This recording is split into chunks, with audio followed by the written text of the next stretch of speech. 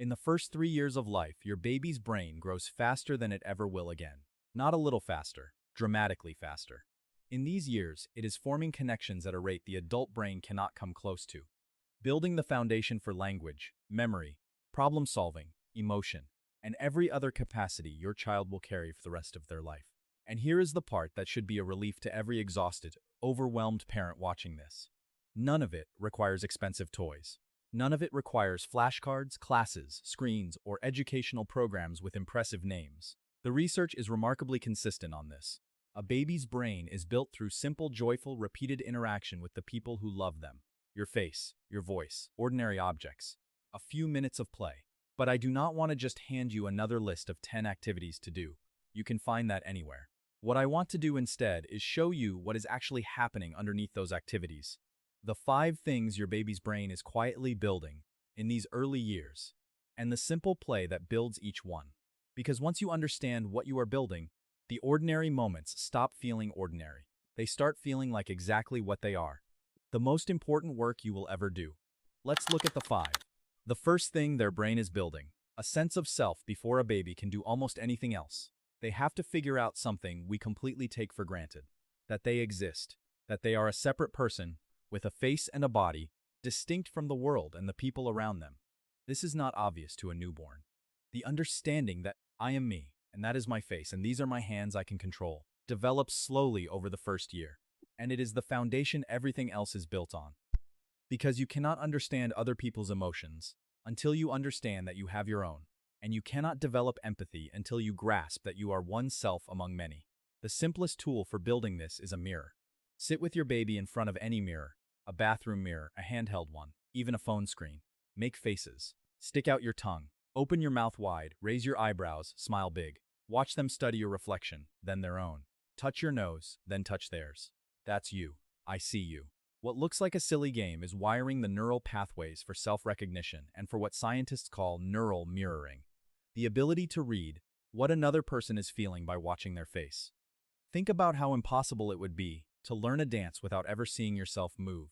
The mirror gives the feedback that lets a baby connect the face they see with the feelings they have inside. That connection is the seeds of social intelligence and emotional regulation, and it starts with faces in a mirror. The second thing their brain is building. Language. Your baby's brain is a language learning machine from the very beginning, absorbing vocabulary at an astonishing rate long before they can say a single word. And the way that machine is fed is almost embarrassingly simple. You name the world. Every time you hand your baby something, look at something together, or do anything at all, say what it is. Out loud, clearly, simply. Cup, water, blue ball, soft blanket. You are not testing them. You are not waiting for them to repeat it. You are flooding their brain with the raw material of language, building connections you cannot see yet. Because here is how language actually works in a baby. For the first year or more, you see almost nothing. They absorb thousands of words and produce hardly any. It feels like planting seeds and watching bare soil. But underground, the roots are spreading. And then, seemingly overnight, the words arrive in a rush. And that explosion comes directly from all those months of hearing you narrate the world. But naming is only half of it. The other half is the part the research is most excited about, the back and forth.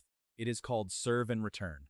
Your baby makes a sound, you respond, they respond to your response. That little volley, repeated thousands of times, builds the language centers of the brain more powerfully than anything else. And the genuinely surprising finding is this.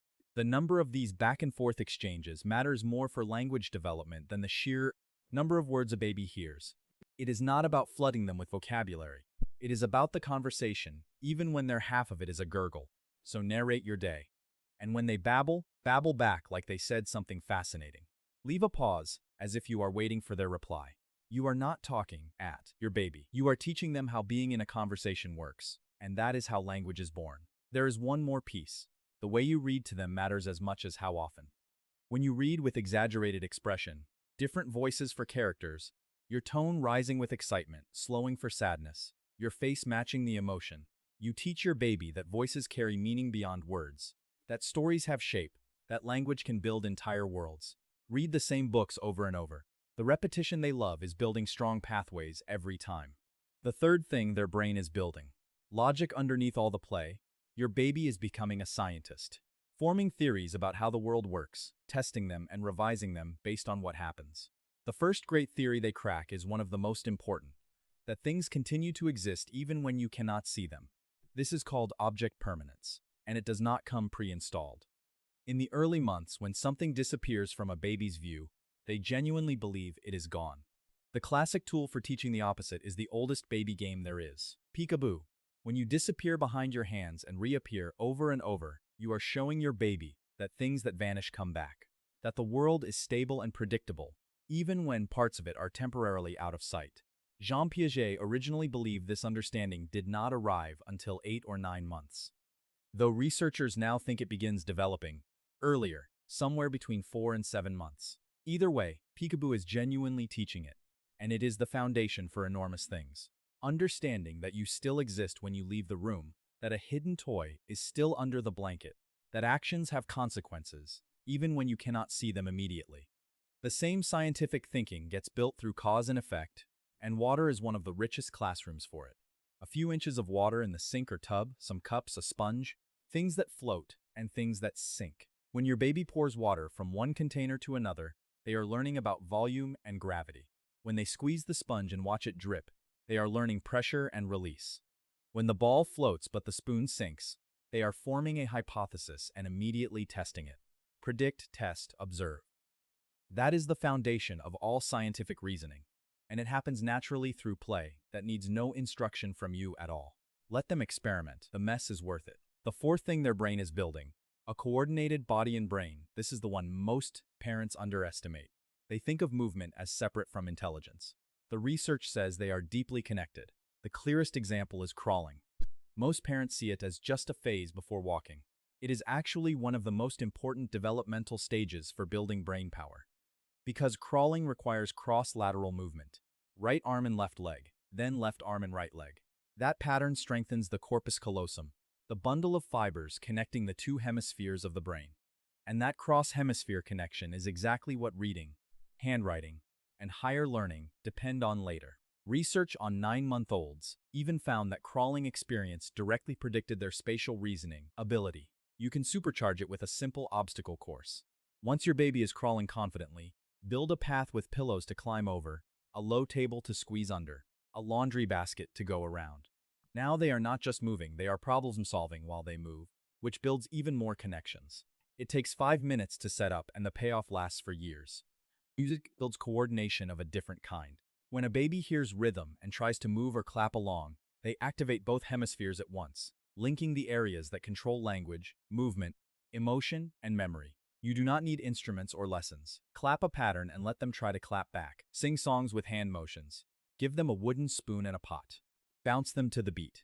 Each time, they are wiring their brain for the kind of coordinated, synchronized thinking that shows up later as focus, reading ability, and problem solving. And then there is imitation, the follow the leader game. You make a movement, they try to copy it. Even when they cannot match it, the act of watching, remembering, and coordinating their body to recreate what they saw is building the prefrontal cortex, the part of the brain responsible for planning, focus, and self-control. Start with big, easy movements, clapping, patting your head, raising your arms. And sometimes let them lead while you copy, which teaches them that their actions have influence in the world. The fifth thing their brain is building, curiosity, the final thing, and in some ways the one that holds all the others together, is the drive to explore, the hunger to make sense of the world. Curiosity is not a personality trait a child either has or does not have. It is built through early experiences of open-ended discovery. The simplest tool is something you can assemble in 5 minutes from your own kitchen, a treasure basket. Fill a basket with 10 or 15 safe household objects that feel completely different from one another. A wooden spoon, a metal measuring cup, a soft cloth, a natural sponge, a smooth stone, a small cardboard box. Skip the plastic toys. Choose natural materials with real variety in texture, weight, temperatures, and sound. Then set your baby down with it. Step back and do nothing. Do not direct them. Do not hand them objects. Do not narrate. Just let them explore at their own pace. When they pick up the cold, heavy cup and then the soft, light cloth, their brain is categorizing information, building memory, learning cause and effect. When the spoon makes a sound and the sponge does not, they are learning prediction. And crucially, because you are not directing it, they are learning something even more valuable, that the world is theirs to investigate and that their own curiosity leads somewhere. Refresh the basket every week or two with new objects to keep it interesting. The richest environment for curiosity, though, costs nothing at all. It is outside. Nature floods a baby's brain with multi-sensory information you simply cannot replicate indoors. Wind on the skin, birds in traffic and rustling leaves, clouds moving, light shifting, the smell of grass. Turn an ordinary walk into a discovery walk. Slow down, point to everything. Name it all. Tree, bird flying, red car, cloud.